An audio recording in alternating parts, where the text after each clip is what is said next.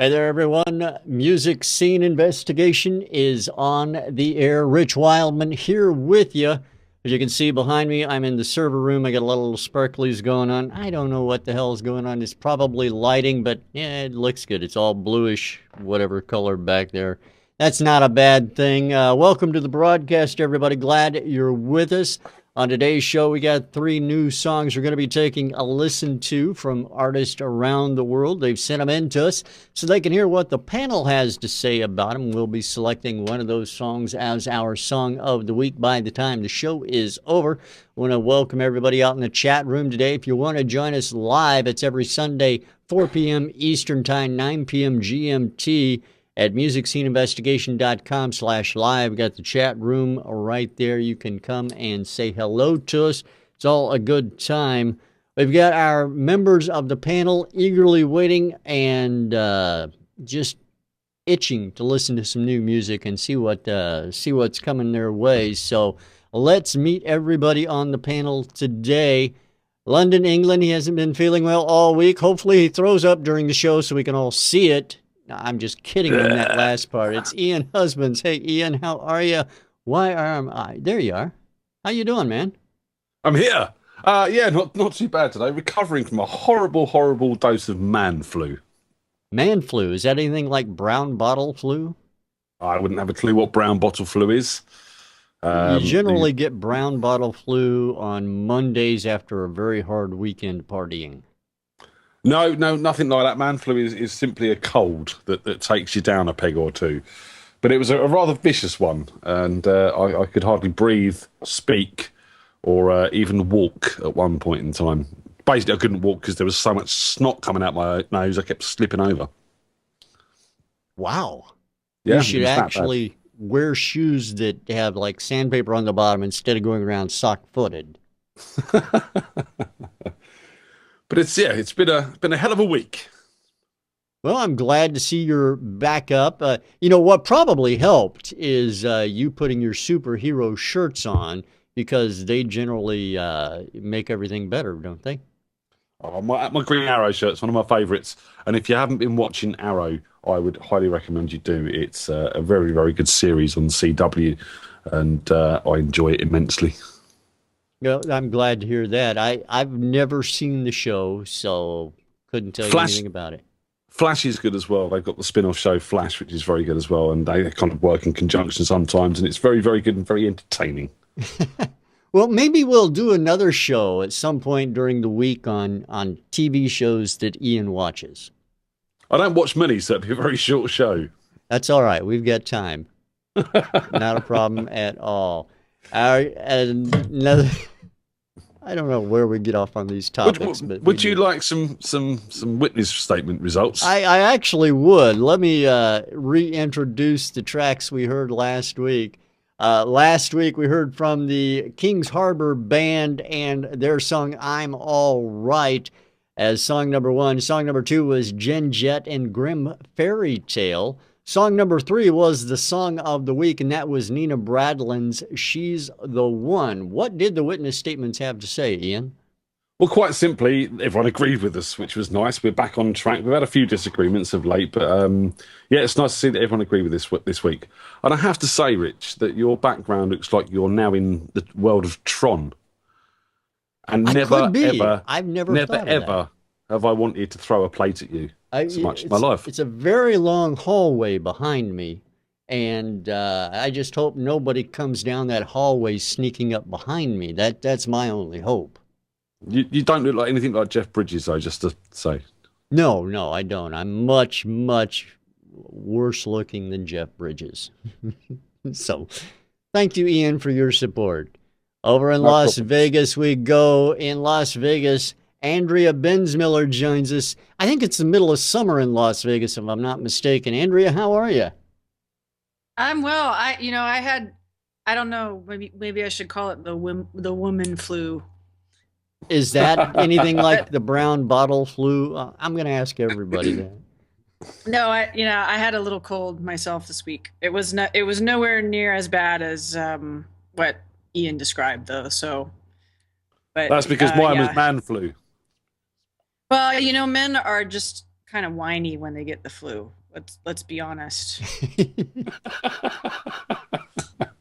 I'm not going to touch that. I work with a lot of guys, and whenever they get sick, they're kind of whiny. But so anyway, yeah, that was this week. But it is summer officially now, or spring, I guess, because our summer's a lot hotter than this. But it's officially spring in Vegas right now.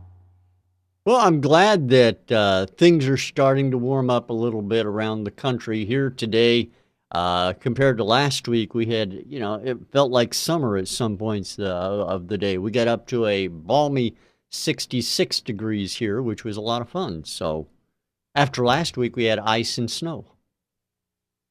Yeah, everybody else is really, really under it right now. I have obviously a lot of Boston friends, from Berkeley, and they're all shoveling and, counting snow days. I do actually miss snow days. I wish we had I wish we had AC days here. It's too hot to go outside. Everybody must stay in. Funny that you mentioned that, because I worked with the Air Force for a number of years, and they had days, for their people, for their airmen in basic training, they had days which were days that were too hot. If it was too hot, they wouldn't have physical training that day, and they were called red flag days, I think is what it was. If it got like over 88 degrees, everybody would stay in the air conditioning. Yeah. Yeah, we could definitely have that here, especially last year. I mean, we had a 2-week stretch last year where it was 115. So you definitely didn't want to be. And you, believe it or not, you see people running outside in that. Yeah. I don't get it, but yeah, you see them. I think they're crazy, I'm one up on you. I know they're crazy. There's no doubt about that. All right, well, it's great to have you back with us, Andrea, and our guest panelist today is Mr. Rob Puricelli. Rob Puricelli, as everybody knows, probably knows more about the Fairlight than, I would say, 99.99% of the people in the world. Would that be a fair assessment, Rob? Yeah, I suppose. I wouldn't make that claim myself, but yeah, I know an unhealthy amount.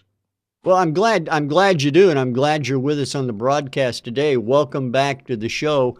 For those who don't know, also, Rob has been on with us a number of times before, and we're always happy to have him on. You can read all about his trials and tribulations with the Fairlight over at his website at failedmuso.com. So how are things going with you, Rob? I know that during the pre-show we talked a little bit about a lot of things happening with the Fairlight. Yeah, so it's a kind of a slow process, and that's really just because of availability of parts and things getting sent over from Australia. And it's just generally a slow thing because it's like restoring an old classic car. It's something you take time over. So since we last spoke, which was back end of last year, I think not a huge amount has happened with that thing that you can see just over my right shoulder. So that hopefully that will be finished sooner rather than later and be sold on to a loving, caring home. And then we've got more to come. We've got 2 Series 3s coming from a guy who sadly was a friend of ours, and I say ours, me and the guy that do this. He sadly passed away after a bit of a struggle with the big C. And so his wife wants us to take on board most of his stuff and restore it and sell it on. So we've got that to do. And we've got a classic 2X that we're still getting sorted, getting ready, because that's, for me, that's the one, that's the good one, that's the pièce de résistance. Oh, absolutely. So yeah, it's that, and just other little bits, and fitting it in between the day job and the blog and family and stuff. Yeah, you're a very busy man. There is no doubt. I think the last time we talked, or maybe it was the time before, you had just finished moving and moved into a new space, and we're were literally in boxes still, I think, at that point in time. So I'm assuming everything is pretty much in place now? Nope. In a word, there's still things in boxes, and stuff gets unpacked and then gets put somewhere, and then another box gets brought up from the garage downstairs, and then it's I need to rearrange because I literally when I moved here I had 1 week to move from my old house to my new house and set up the studio and the office to be ready the following Monday morning. So I literally threw everything up as best I could, and so still need to address most of that, but it will do for now. Well, you're getting settled. That's what counts. I mean, it doesn't matter how long it takes because you're in it for the long haul and you're not planning on moving anytime soon. I hope not, because I hate moving.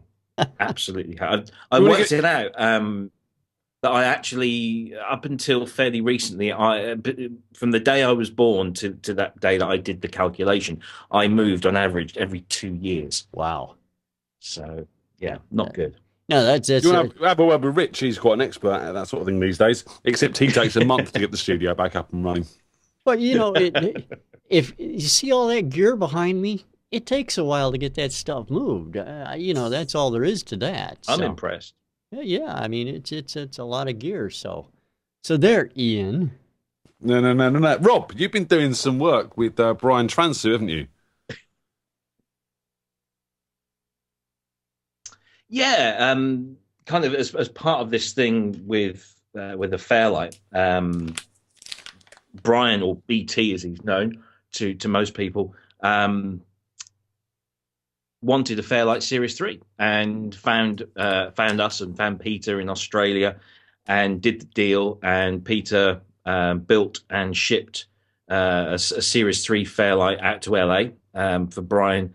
And unfortunately, the shipping company didn't treat it with as much love and care as we would, and so therefore smashed the monitor, which was a pain.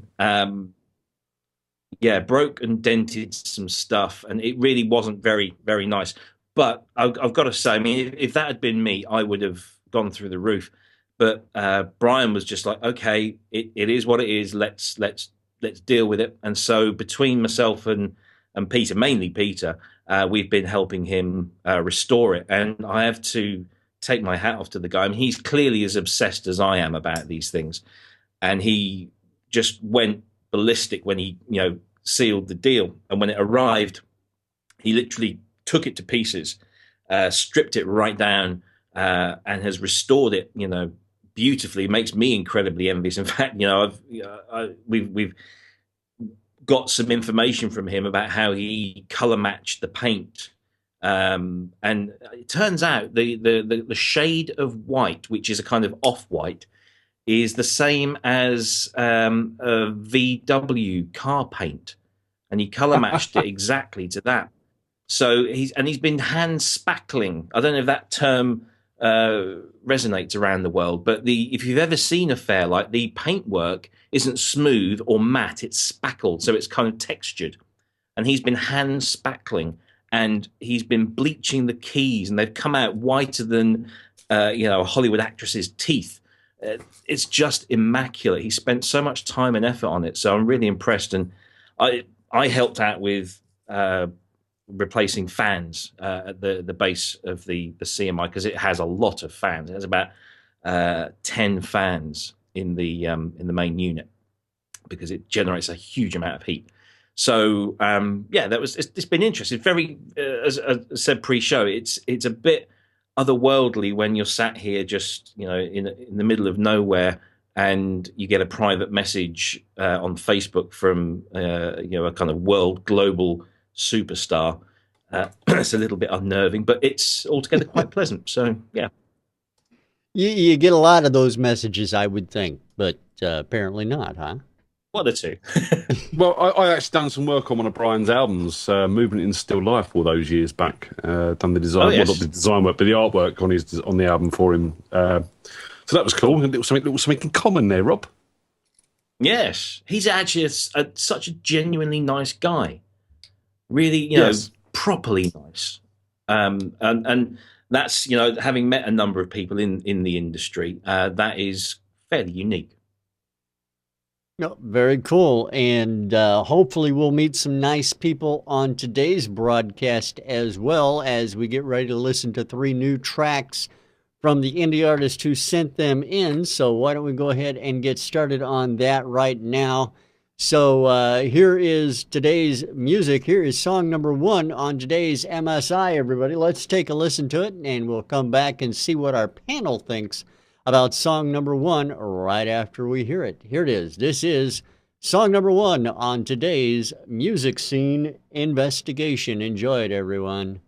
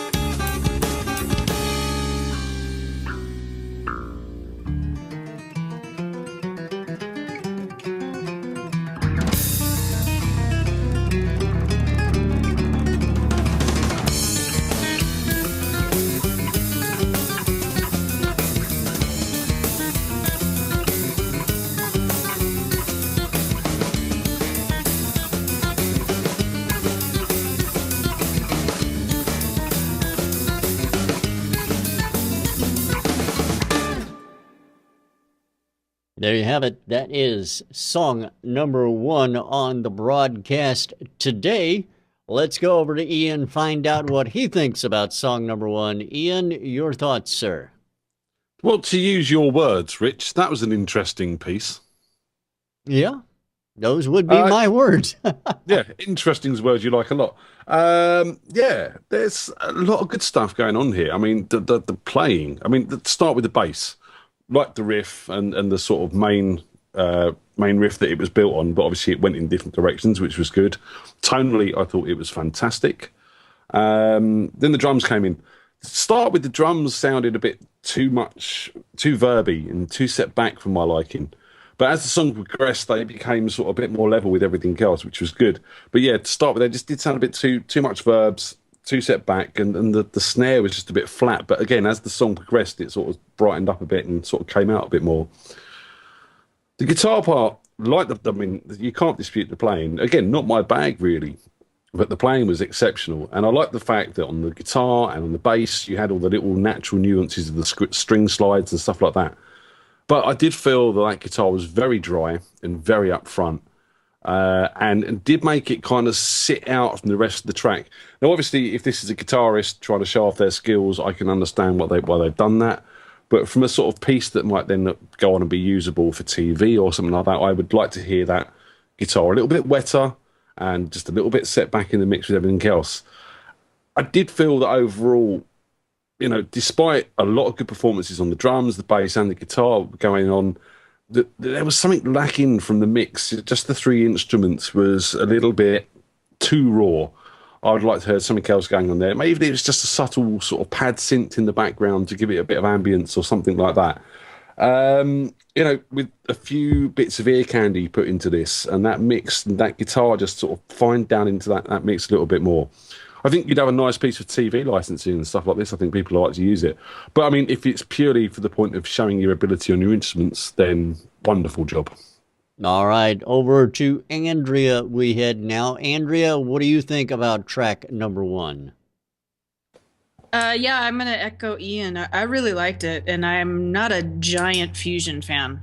But it was really well done. It was well recorded. All the tonal qualities I really, really liked. I actually really liked where the drums were. I thought that they were pulled a little bit forward at some point in the middle of the mix, and that really worked. I liked the bass hook too. Nice riff. I loved how the guitar and the bass really locked in together and created that part of the primary melody, which I thought it was really well played. It was, really, really done in a very musical way. Part of the reason that I sometimes don't listen to Fusion is it gets a little rambly. For if you're a vocalist who's been raised mostly on, pop and R&B and rock music, Fusion seems to sometimes go off on its own little tangent, and I didn't feel like that with this song. It was just really nicely put together. Yeah, I'm gonna echo Ian. It's really well done for this style. It probably would find a home somewhere in the film TV licensing area, and it's really well recorded. So yeah, I give it a big thumbs up.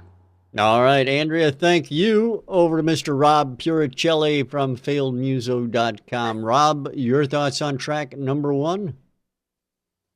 Yeah, liked it. It really did remind me of a piece by Mark King, the bass player from Level 42. His first solo album was very kind of fusiony, kind of prog funk stuff, and that had a very kind of progressive feel to it. The mixing up of the time signatures, and I like that. The drums, being a drummer myself, I felt they were a little weak in terms of their level in the mix. I felt they were quite thin, couldn't really feel the kick. The snare just seemed a little bit too toppy, just didn't really. Technically, the playing, very good. I just didn't like the sound. I felt that it could have been a bit fuller. I agree with Ian that it would have been nice to have had something just to thread all the way through, like a paddy kind of sound that maybe just you could hang everything off. I didn't think melody-wise it was as adventurous as it could have been, especially if they are aiming for that kind of progressive feel. And I wonder, being a big prog fan, that clocked in at about 3 3/4 minutes. I wonder if that's an edited version. Maybe if there is a 7 or 8 minute version out there, that might then make more sense. It just didn't seem hugely adventurous. It didn't kind of go off in too many directions. It just seemed to be very, very flat in that respect. Technically very proficient, but incredibly catchy. I really like that kind of stuff. And yeah, I agree that probably would do very well in the sync world. All right. Well, I appreciate your thoughts, everybody. And song number 1, the name of this track, it's called Springtime Love. It's from a group called Monkey Bat, and we appreciate Monkey Bat sending Springtime Love into MusicSceneInvestigation.com. You want your track before the panel? Easy to do. Go to MusicSceneInvestigation.com, click on Submit a Song at the top of the page, and each week we select 3 randomly to place in front of our panel. Of course, they never know what they're going to hear. They don't know the name of the artist, the name of the song, or the genre of the song before they hear it live on the broadcast along with everybody in our audience. So it's usually quite interesting to see what everyone has to say about the song after they've heard it. All right, 2 more songs to listen to. So let's go ahead and take a listen to song number 2 on the broadcast right now, and we'll come back and find out what everybody has to say about those in just a moment. This is song number 2 on today's Music Scene Investigation. Enjoy it, everybody. Song number 2.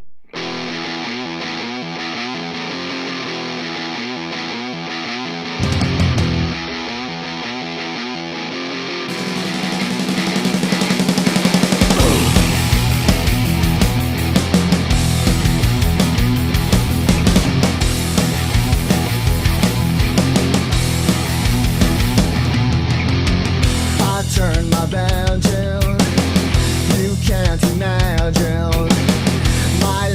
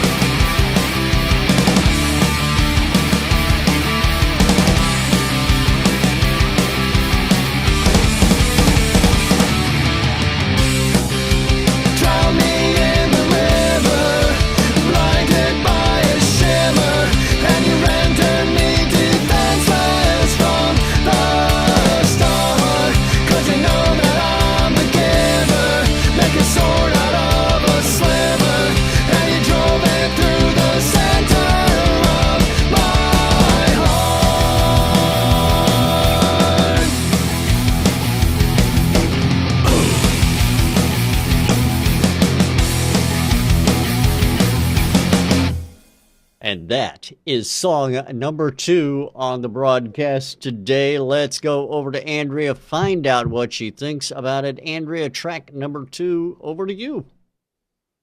Well, yeah, I really like this one. I like the riff. I like when it started. It kind of immediately grabs your attention. It's a good song. I really like the song in itself. I thought the band was tight. The recording was good. I liked the tones that got, but the mix was a little bit just kind of not in balance. The guitars were very, very hot, and I thought that the vocal could have come a little bit closer and be a little bit more present. This guy has an interesting voice. I wouldn't say that you immediately think, wow, what a great voice. But it does have a character, and I really felt like that got buried in the mix. And some of it may have been the mic it was recorded on. Sometimes it's very difficult to get certain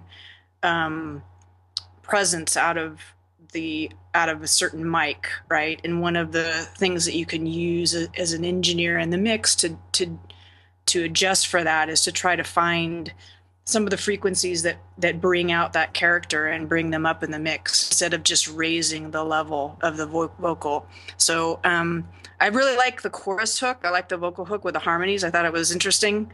If I saw this band playing somewhere, I would think, yeah, they're, nice and tight, good song, a lot of energy. I have one beef with the drummer, and that's that one fill got really old. It's just that snare roll. Yeah, it just happened every time there was a fill. It was the same fill, and that just kept coming back to me. And after a while, I kept wondering whether anywhere in the song we were going to see something other than that fill. So some new fills, always an opportunity to learn something new. But yeah, like it a lot. I think is well recorded. The mix needs a little help, but overall, good band and a good song. All right, I appreciate it, Andrea. Rob, what do you think about track number 2 on the broadcast? Yeah, again, kind of like it, kind of bluesy rock kind of stuff. I thought the song compositionally was very good. It was safe. It didn't break any boundaries, but it was done very, very well. Mix wise, yeah, I actually kind of liked the mix. It kind of had a kind of fullness to it, but I agree that maybe the lead vocal could have done with something. Good voice, but it seemed kind of too nice for the song. The song had kind of lots of aggressive guitars and aggressive drums, albeit fairly similar as Andrea's pointed out in terms of the fill. But there seemed, there was an overall aggression, rock aggression to the song, but the vocal just seemed a little bit too nice. I can't think of a better way to describe it.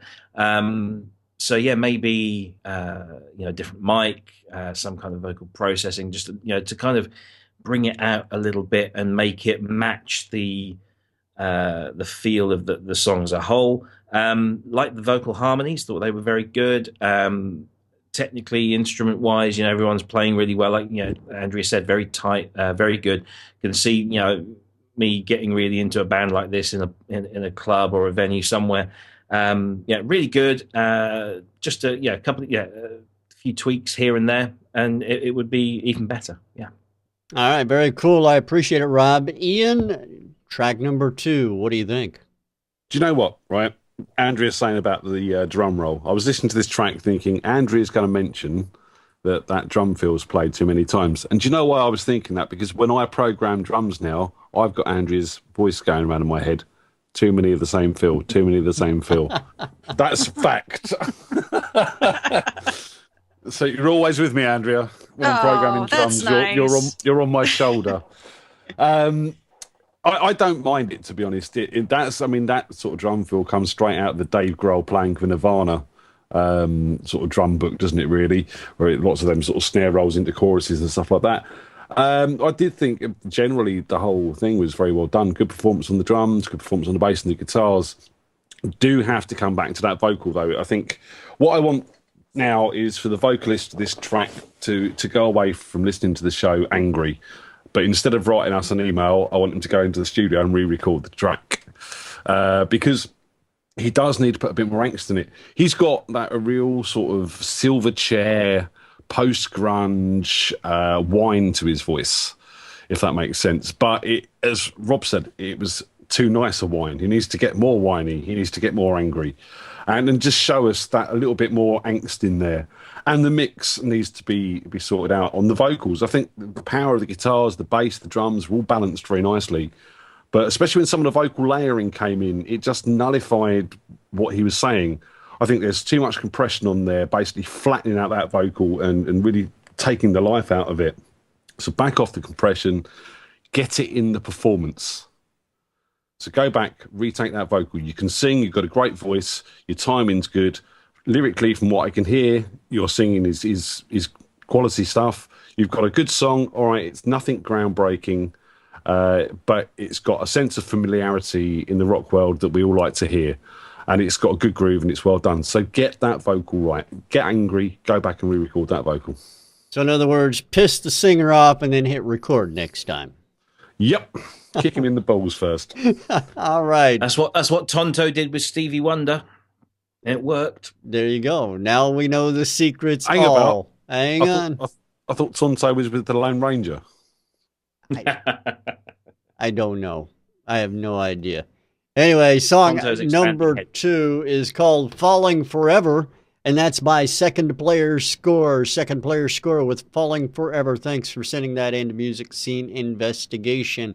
We have one more track, and we're going to take a listen to that. We'll come back, and we'll start out with Rob on the third round after we hear song number 3, which is coming up right now. This is track number 3 on the broadcast today. Here it is, everyone. Enjoy track number 3 on today's MSI.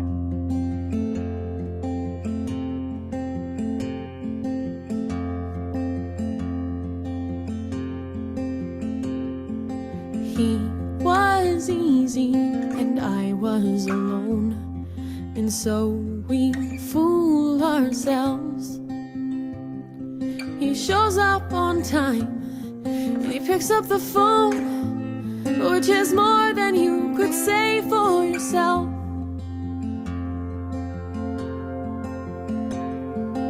He will hold me at night when we sleep, and in the morning where you would always leave, he'll see you without wanting, baby, you're coming with me, which is more than you could say for yourself. I am on a shelf. I am on a shelf. I am on a shelf. But he sees me, which is more than you could see for yourself.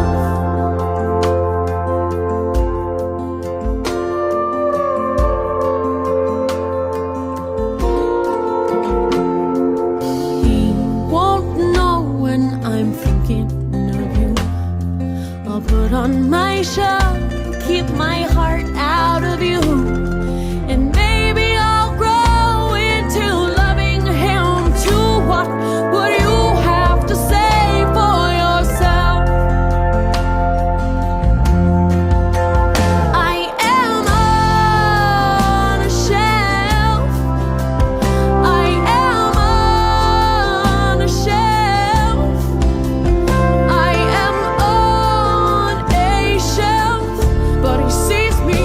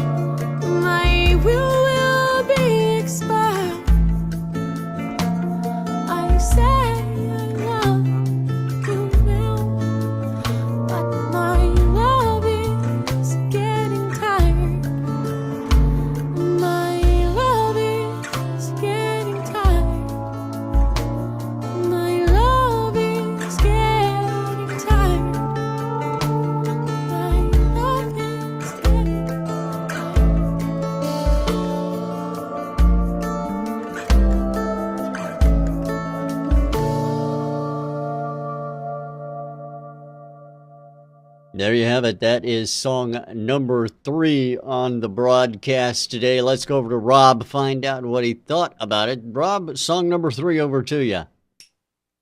Thank you for giving me first dibs on this one. Absolutely. It's lovely. It's very, very lovely. It's a great piece of songwriting.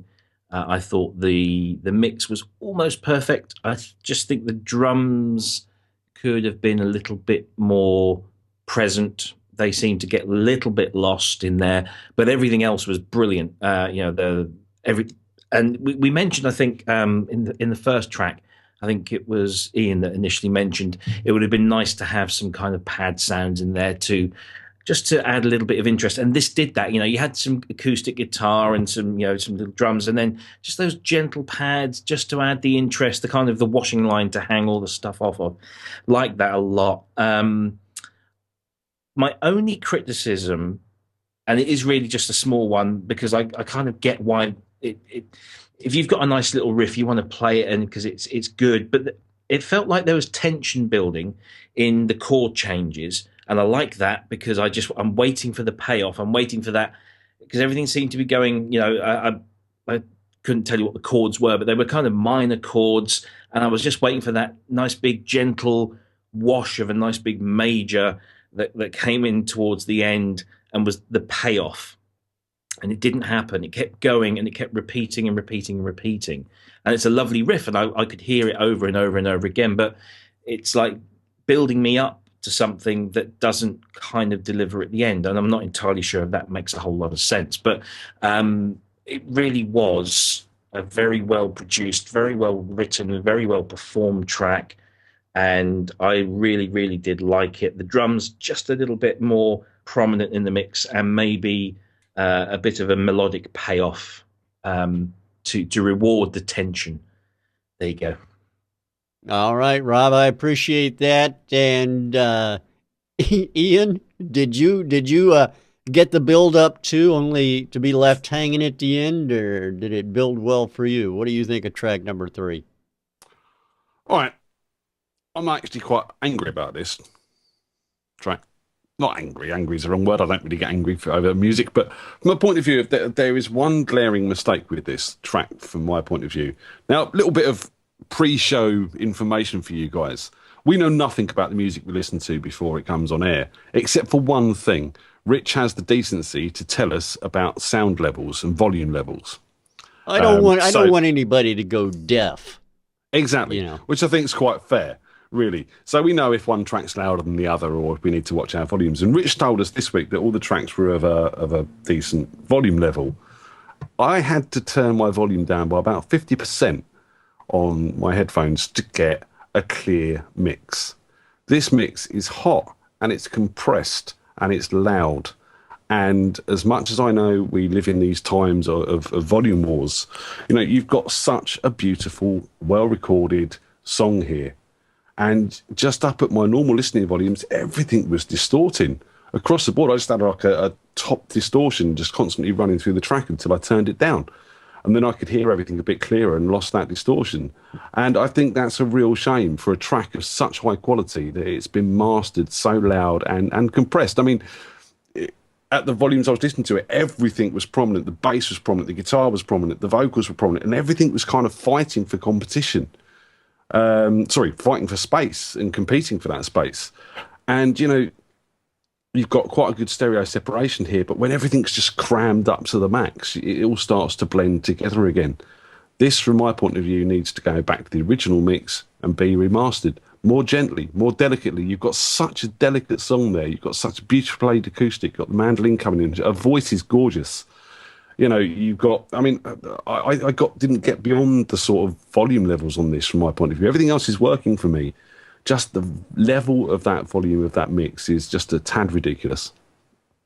All right, Ian, I appreciate your thoughts. Over to Andrea. Andrea, track number 3. What are your thoughts on this one? Ian and I are separated at birth today. Yeah, I have the same thing to say. It's a gorgeous song. It's a gorgeous track. She's got a beautiful voice. It's well sung. It's well played. It's well recorded. The the songwriting is good. I wasn't too sure in the first chorus whether this repetition of "I'm on a shelf" was going to work, because I'm not usually in tune with songs that do that just repeat a line a lot. But the last line really brought it together. She nailed it there, you know. So it really made the song work. I have the same gripe about the track that Ian does. I didn't hear the spectrum at all because everything was so pushed in competition with itself, especially as we got towards the end, where we had some of these really beautiful parts. The arrangement is stunning. There's some gorgeous stuff happening, but everything's maxed out right up front. And, you know, it just kind of mushed everything together. Could you hear them distinctly? Yeah, you could. But at the same time, it's, you know, it made it seem like here you've got all this great stuff and it's really just competing with each other instead of nicely blending and being, you know, cohesive. So it could have been the mix, it could have been the compression, but either way, it's taking away from the experience of this song. And mostly, and here's my biggest gripe, because it totally took the vocal down. When you do that to the vocalist, what you do is you minimize their singing. And I felt that from the beginning of the track. The vocal, you know, it was a little too dry for my taste, but it was also really kind of lacking what the quality of her voice really has. And as the song built, that got worse because you couldn't really just listen to it. You were listening to all these other things stuck up right in your face. So yeah, a gorgeous project. We want to get rid of that that overindulgence in trying to make it too hot, trying to make it too big, because it in a lot of ways takes away of the real beauty about it. All right, Andrea, I appreciate your thoughts on that. Thank you very much. That is song number 3, the name of which is On a Shelf. It's by Tracy Thorne. We appreciate Tracy sending that track into Music Scene Investigation, as well as everybody else on the broadcast today. Now we're going to go back to our panel and have them make a Song of the Week selection. Of course, the Song of the Week goes on into our hit list broadcast. In fact, the hit list broadcast for last month is coming up this next week. Wednesday will be our next hit list. Our hit list is a competition of the Song of the Week selections from the month previous. They go head-to-head against each other before our panel. One song is the winner of the Band of the Month, and they go on as nominees for our Artist of the Year. And as the Band of the Month, they get a prize package as well. One of those prizes from our sponsor, Landar.com, Mastering Made Easy. Out on the internet, drag and drop interface. It's very cool, very easy to do. landr.com. You should check them out. Click the link below the live window on musicsceneinvestigation.com. There you can sign up for a free 1-year account, which will give you all the free compressed MP3 files, masters of your music you want, plus 2 free uncompressed WAV file masters of your music, so you can see how well it works for you. Give them a try, landr.com. Our hit list Band of the Month will receive a 1-year pro account from landar.com just for winning that hit list competition. Very cool stuff. All right, let's throw it over to the panel right now and find out what their selection is for Song of the Week. What do you guys think about it? Talk amongst yourselves and shout it out. Wow. Tough week. Yeah. Definitely. I think all 3 songs have got really great qualities, and all 3 have slightly let themselves down just a little bit, and it's tough because they're 3 really good things. I'm struggling here. Yeah, me too. I'm leaning towards number 3 mostly because I feel like the musicianship, the songwriting, the performance was pretty close to perfect. You know, we can pull apart the track itself, the final recording, but you know, then again, there's some really solid stuff here. I mean, we keep saying that this just keeps getting harder, you know. It really does. Every month there's better stuff and great people who, you know, they belong on a stage, they belong on a record label, and here we are. You see, normally I would jump at the chance to vote a song like number 3 as our song of the week. And you know, it's what my instincts are telling me I should do.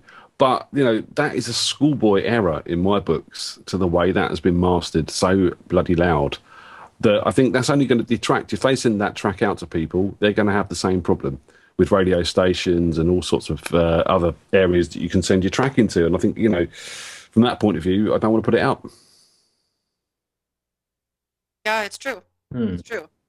There will be other people who feel that way about it. All right, sure. all right. I'm going to take a stab in the dark. I'm going to go with my heart. My heart is rock and roll, so I'm going to go with track number 2. I think all the tracks this week are commendable, but I think, you know, because I want to see that guy get angry and redo this track, I'm going to give him a bit of props this week, and hopefully they'll go off and do that. All right. What do you guys think, Andrea, Rob? Yeah, I can get Ladies behind first. number 2. I can get behind number 2. It's a good track. It's a good band. There weren't a lot of mistakes in that track, you know, either. We're splitting hairs here. So, but yeah, I'll officially go with track 2. All right. Well, left up to Rob then. What do you think, Rob? Are you going to make it unanimous or throw the lot someplace else? There's a part of me that wants to rail against the collective wisdom that we have here, and I totally agree with everything that Andrea and Ian have said. I really do want to go with number 3, and I think that with no disrespect to any of the artists or any of my fellow panelists, just because number 2 is already going to be a winner, I'm going to go with number 3. All right. Well, there you have it. Not a unanimous decision by any means, but a split decision. Song number 2 by Second Player Score wins our Song of the Week this week with Falling Forever. So, Rob, we appreciate you coming on the panel this week, and certainly hope to see you again very soon back with us. Thanks for being here. Thank you for having me again. It's been a great pleasure. Thank you. And everybody should definitely go to your website, failedmuso.com, find out more about what Rob is up to, what's going on with Rob, and follow the trials and tribulations of Fairlight rebuilding. Rebirth, I guess, is kind of what it is. It's kind of like giving birth, isn't it? It's as painful and expensive. There you go. And a lifetime commitment. That's yes. it. Yeah. That's it. All right, Ian, Andrea, thank you for being here as well. Everybody in our audience, we appreciate you joining us each and every week. We're live on Sundays, 4 p.m. Eastern Time, 9 p.m. GMT. Of course, this Wednesday, the hit list is coming up, and we want you to join us for that as well. That's 5:30 p.m. Eastern Time, 10:30 GMT, and it's going to be a lot of fun. It's going to be a tough show. We got 3 songs that are going to be in the hit list, and I think all 3 of them have an opportunity of taking that hit list as well. So join us then, and we will see you next week here on Music Scene Investigation. Thanks for being with us, everybody. We're going to play out now with Falling Forever by Second Player Score after Ian tells us who's coming up next week as a panelist. That wasn't what I was going to say, actually. I was going to say, don't forget to follow us on YouTube and Twitter and Facebook and all the other social medias out there, and keep up with what we're doing throughout the week, as well as on Witness Statements and on the weekly Sunday shows. So find us, Music Scene Investigation, Twitter, YouTube, Facebook, and all the other funky social networks that exist, if there are any. All right. Well, there you go, everybody. We'll talk to you again next week right here on Music Scene Investigation. Thanks for being with us. So long. Bye. Bye-bye. Bye-bye.